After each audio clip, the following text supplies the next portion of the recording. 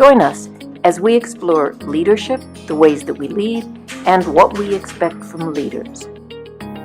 And there's no other organization out there, I think, that really helps us as leaders get evidence-based pedagogies that can address the challenges that we face every day.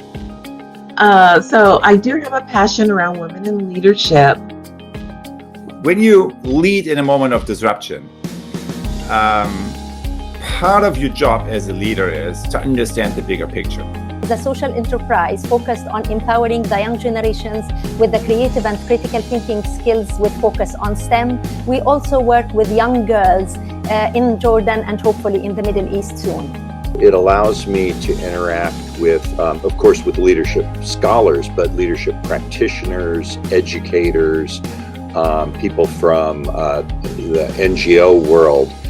And I'm always recommending it to my scholar friends because of that diversity in the association.